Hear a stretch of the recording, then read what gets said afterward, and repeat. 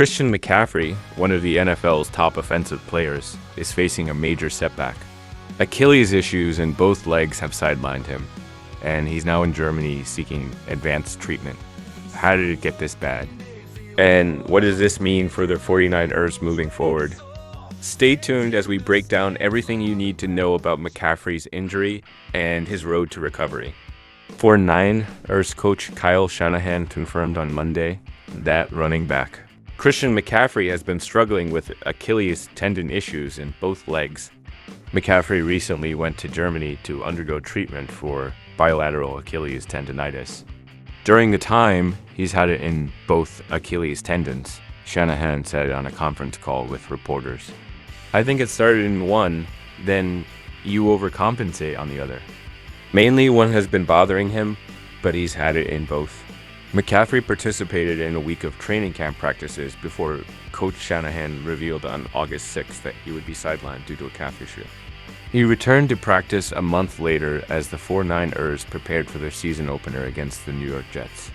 Despite this, McCaffrey was listed as inactive for the first regular season game, and his condition worsened as he continued practicing the following week. The 49ers placed McCaffrey on injured reserve just before their Week 2 game against the Minnesota Vikings.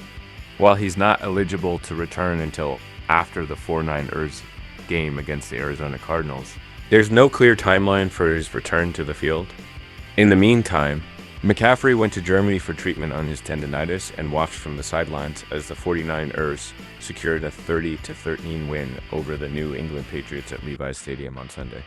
Last week, Shanahan mentioned that the 49ers expected McCaffrey to begin more intensive workouts this week.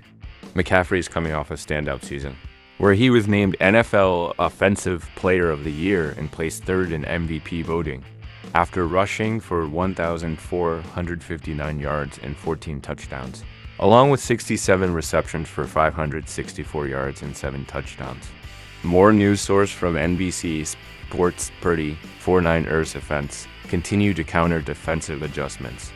The pass protection held up well, but 49ers quarterback Brock Purdy frequently had to hold onto the ball and scramble out of the pocket. The reason?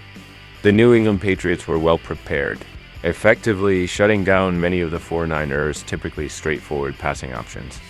I felt early on New England did a good job just with scheming us up with our plays and stuff, Purdy said following San Francisco's 30-13 victory Sunday afternoon at Levi's Stadium.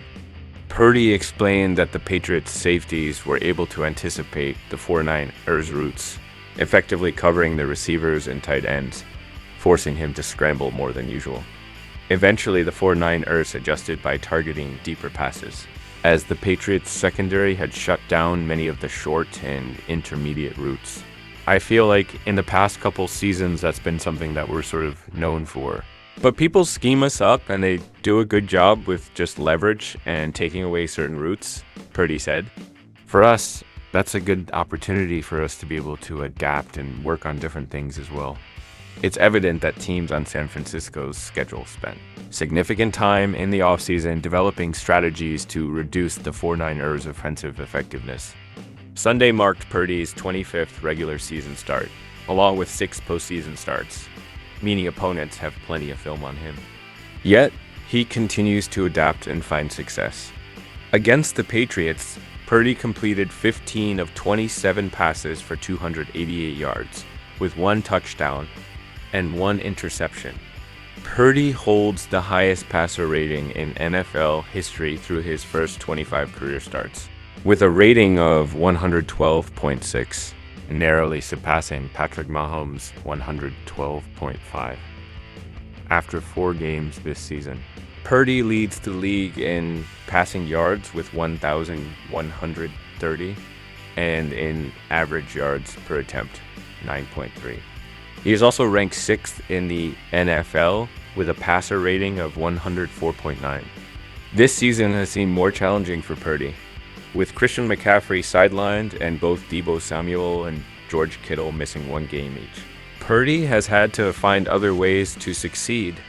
Jalen Jennings, the 49ers' no 3 wide receiver, has stepped up, ranking 3rd in the NFL with 364 receiving yards on 21 catches and 3 touchdowns. Brandon Ayuk, who signed a 5-year, $134.1 million contract right before the regular season began, has recorded only 13 receptions for 167 yards over 4 games. He noted that defenses are approaching him differently than before. They understand our game plan and what we prefer to do, particularly me and Purdy, Ayuk explained. This is one reason Purdy took more deep shots than usual on Sunday. Coach Kyle Shanahan stated that Purdy didn't alter his approach. Rather, it was the opportunities provided by the Patriots that allowed him to push the ball further downfield. I think he's the same, Shanahan said. I thought we had some better looks today on a couple of them.